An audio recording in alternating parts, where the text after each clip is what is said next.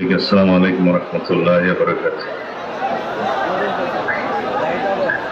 আমি আজকে আপনাদের সাথে সশরীরে সামিল হতে পারি নাই, শরীক হতে পারি নাই, সেই জন্য দুঃখ প্রকাশ করছি।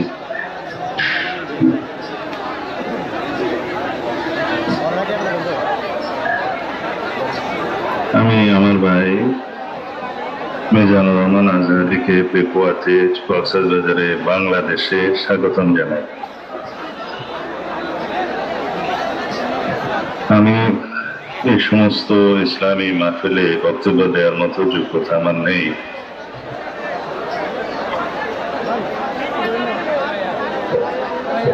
আমি খুবই আনন্দিত হয়েছি যে আজহারি সাহেব বাংলাদেশে আসার পরে প্রথমে পেকুয়াতে মাহফিলে উপস্থিত হয়েছেন।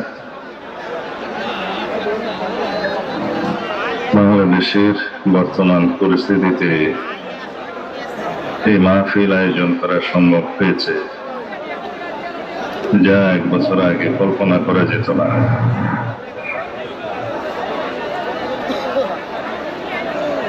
এই বাংলাদেশের এই ভূখণ্ডে সবচাইতে বেশি নির্যাতিত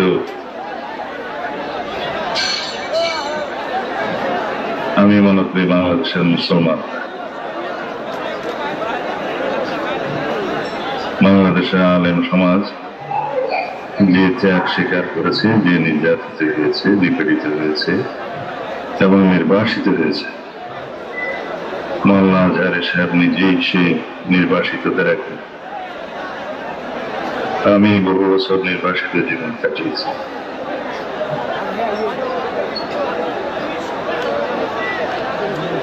বাংলাদেশের সবচাইতে নির্যাতিত সমাজের নাম আলেম সমাজ। আলহামদুলিল্লাহ আমরা ফ্যাসিবাদ মুক্ত হয়েছি।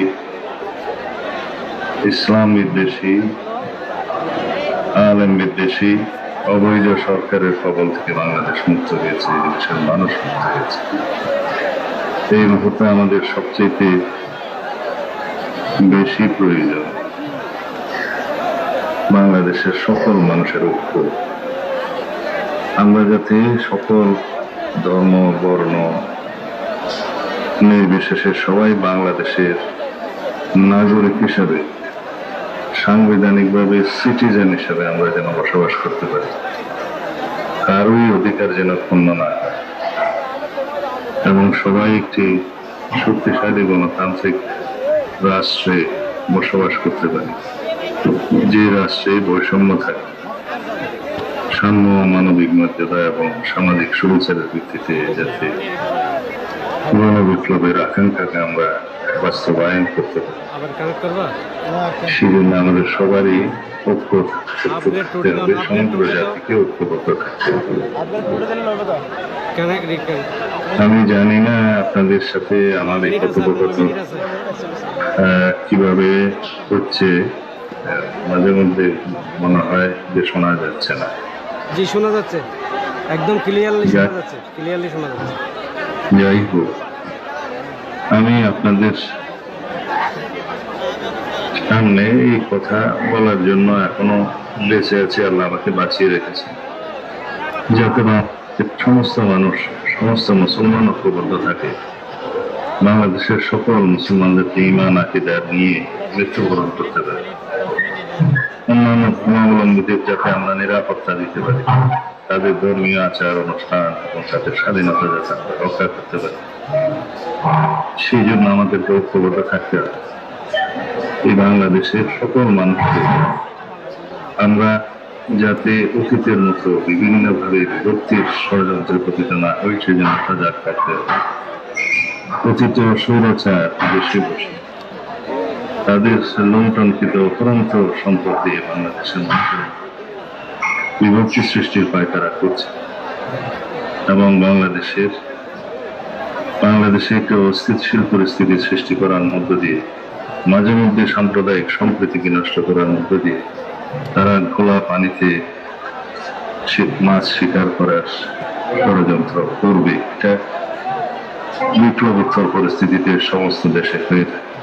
আমরা যেন সেইভাবে সবাই সজাগ থাকে।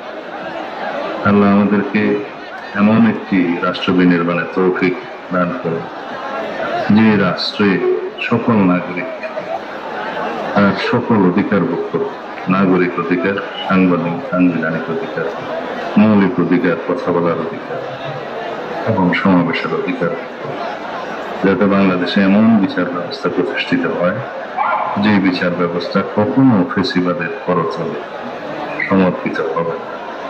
মানুষ যাতে শুনেছেন আমরা আগামীর বাংলাদেশ এমন একটি বাংলাদেশ বিনির্মাণ করব ইনশাআল্লাহ, যে বাংলাদেশ বিনির্মাণের 2024 সালের জুলাই আগস্টে আমাদের সন্তানরা রক্তদান করেছে, শহীদ হয়েছে, অকাতরে জান দিয়েছে।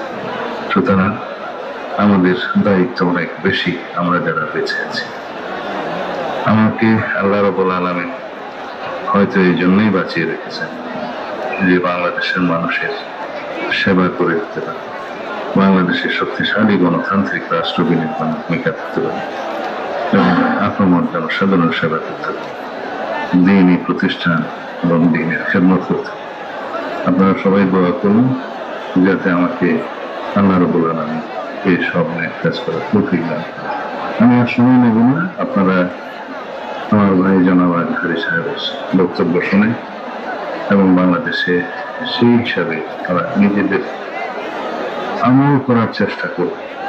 ওয়াইজ মাহফিল থেকে বাড়িতে গিয়ে আমল ভুলে যাবে এবং কি শুনলেন সেটা ভুলে যাবেন, তাহলে তার কোনো গুরুত্ব থাকে। আল্লাহ আমাদের সবাইকে সুস্থ রাখুক, আমাদের সবাইকে ইমানের সাথে মৃত্যুবরণ করে তৌফিক দান। আমিন। আসসালামু আলাইকুম ওয়া রাহমাতুল্লাহ।